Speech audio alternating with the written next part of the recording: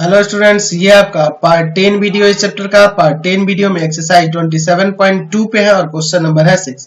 कह रहा है उस समांतर चतुर्भुज का क्षेत्रफल ज्ञात करें जिसके विकर्ण सदिश जो दिए गए हैं, यहाँ पे उसके विकर्ण सदिश दिए गए हैं, जहां वेक्टर m और वेक्टर n इकाई सदिश है, यूनिट वेक्टर है, और उनके बीच का कोण कितना दिया है? 45 डिग्री दिया है। ठीक है, चलिए तो सबसे पहले मैं क्या करता हूं, यहाँ पे एक समांतर चतुर्भुज बना लेता हूं। समांतर चतुर्भुज बना लेते हैं और इसका नाम दे देते हैं, पिछले क्वेश्चन की तरह ही है। हम लोग क्वेश्चन नंबर 5 बनाए थे ना समांतर चतुर्भुज वाला, जिसके विकर्ण दिए थे, वैसे यहां भी बनाना है। ए बी सी डी, मैं यहां पे मान लेता हूं, माना ए बी सी डी एक समांतर चतुर्भुज है, समांतर चतुर्भुज है। ठीक है, तो यहाँ पे हमारे पास विकर्ण दिया था, एक विकर्ण आपका AC हो जाएगा और एक विकर्ण ये आपका DB हो जाएगा।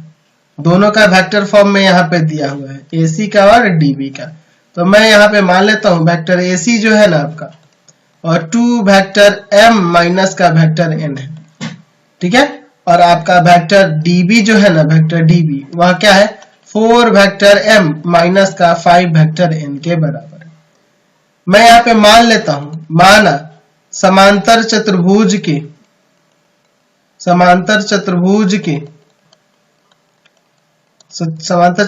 के आसन्न भुजाओं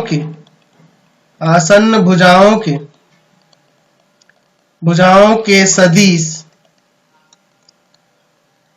वेक्टर A तथा वेक्टर B है। इसको वेक्टर A ले लेते हैं और इसको वेक्टर B ले लेते हैं। तो जाहिर सी बात है वेक्टर AC जो होगा ना, वेक्टर AC यह किसके बराबर होगा? तो वेक्टर AC बराबर हो जाएगा वेक्टर AB प्लस में वेक्टर AD के। हो जाएगा ना? क्या हो जाएगा? समांतर चतुर्भुज के योग के नियम से, समांतर चतुर्भुज के योग के नियम से। ठीक है, योग के नियम से, यानी कि वेक्टर AB की बात करें तो वेक्टर A है, और AD की बात करें तो वेक्टर B है, और वो वेक्टर AC, तो वेक्टर AC यहाँ पे हमारे पास पहले से ही है, 2 वेक्टर M माइनस का वेक्टर N, एज ए समीकरण 1 ले लेते हैं। ठीक है, अच्छा दूसरा, अगर मैं ये DB की बात करूंगा तो वह DC और आपके ये DA के इक्वल होगा। वेक्टर DC और प्लस में वेक्टर DA इक्वल टू में हो जाएगा आपका वेक्टर DB। ये भी आपका समांतर चतुर्भुज के योग के नियम से ही होगा। तो ये DC जो होगा वेक्टर A के इक्वल होगा, आपको पता है, ये आपका वेक्टर A हो जाएगा। और DA की बात करें तो AD का निगेटिव वेक्टर है, यानी कि माइनस का वेक्टर B लिख देंगे, और इक्वल टू में DB आपके पास दिया है, आपके पास है 4 वेक्टर M माइनस का 5 वेक्टर N। ये आपका समीकरण 2 होगा। अब इन दोनों समीकरणों से A और B निकाल लेते हैं, वेक्टर A और वेक्टर B निकालते हैं, जैसे पिछले क्वेश्चन में किए थे। समीकरण 1 तथा समीकरण 2 से, समीकरण 1 में है वेक्टर A प्लस में वेक्टर B इक्वल टू में 2 वेक्टर M माइनस में वेक्टर N, और समीकरण 2 में है vector A minus vector B equal to में 4 वेक्टर M माइनस का 5 वेक्टर N।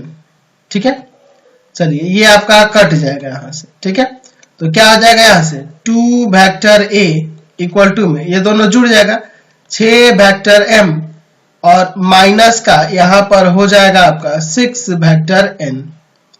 ये जाएगा डिवाइड में, तो vector A equal to 3 vector M minus का 3 वेक्टर N हो जाएगा ना। चलिए तो मैं यहाँ पे ऐसे भी लिख सकता हूँ, vector A equal to 3 common कर लूंगा, वेक्टर M माइनस का वेक्टर N, ये हो जाएगा। चलिए समीकरण 1 को लेते हैं। समीकरण 1 में वेक्टर A का मान रखने पर वेक्टर B को भी तो निकालना होगा ना जी। चलिए निकालते हैं रख के। तो vector A plus vector B equal to क्या है वहां पे? 2 वेक्टर M माइनस में वेक्टर N। तो वेक्टर A का वैल्यू यहाँ रखते हैं 3 वेक्टर M माइनस का 3 वेक्टर N, और प्लस में वेक्टर B इक्वल टू में 2 वेक्टर M माइनस का वेक्टर N। इन दोनों को उधर ले जाते हैं, तो वेक्टर B इक्वल टू आ जाएगा 2 वेक्टर M माइनस का वेक्टर N माइनस का 3 वेक्टर M और प्लस का 3 वेक्टर N। ये दोनों आ गए, माइनस वाला प्लस में आ गया, प्लस वाला माइनस में।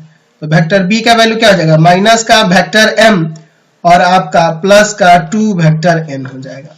तो हमें दोनों का पहले क्रॉस प्रोडक्ट निकालना होगा ना, vector A cross vector B, क्योंकि हमें क्षेत्रफल निकालना है। तो इसके ही क्रॉस प्रोडक्ट के मैग्नीट्यूड के बराबर होगा समांतर चतुर्भुज का हमारा क्षेत्रफल। ठीक है, तो पहले क्रॉस प्रोडक्ट निकाल लेते हैं। तो इसका है वेक्टर ए का 3 vector m minus vector n cross vector B का माइनस वेक्टर m और प्लस में 2 वेक्टर n। चलिए 3 को वैसे ही बाहर छोड़ देते हैं और इनका क्रॉस प्रोडक्ट निकालते हैं। ठीक है, देखते हैं क्या आता है। Minus vector m cross vector m plus 2 vector m cross vector n, फिर plus vector m n plus m, sorry, फिर आपका क्या होगा वेक्टर माइनस का वेक्टर n, ये माइनस में प्लस कर देते हैं, वेक्टर n और क्रॉस वेक्टर m, समझ गए। और ये plus minus minus 2 vector n cross vector n। तो दो समान सदिशों का क्रॉस प्रोडक्ट जो होगा आपका 0 हो जाएगा, ये भी 0 ये भी 0, 3 ये हो जाएगा 0 वेक्टर, यहाँ पे आइए 2 vector m cross vector n और यहाँ पे हो जाएगा, ये पलटेगा तो माइनस का vector m cross vector n, यही ना होता है इसके बराबर, और यहाँ पे 0 वेक्टर, यहाँ घटा लेंगे तो आपका वेक्टर mn आ जाएगा। तो 3 vector m cross vector n, यही ना आएगा जी आपका, कोई दिक्कत नहीं है ना इससे। चलिए हमें क्या निकालना है, तो हमें निकालना है समांतर चतुर्भुज का क्षेत्रफल, समांतर चतुर्भुज का क्षेत्रफल। तो वो किसके बराबर होगा, तो इन दोनों जो आसन्न भुजाएं हैं उन्हीं के क्रॉस प्रोडक्ट के मैग्नीट्यूड के बराबर, यानी इसके मैग्नीट्यूड के बराबर, दोनों का क्रॉस प्रोडक्ट यही ना है। तो 3 magnitude of vector m cross vector n, यही ना हो जाएगा।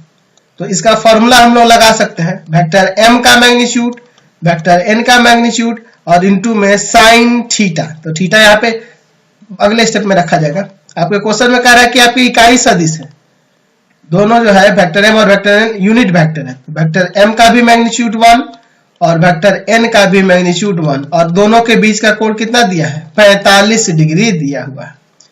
ठीक है, यहाँ पे रख देंगे 3, इसका 1, इसका भी 1, और यहाँ पे साइन 45, साइन 45 का 1/√2, तो 3 गुना 1/√2 यानी कि 3/√2 यहाँ से आंसर आ गया। समझ गए ना। Question number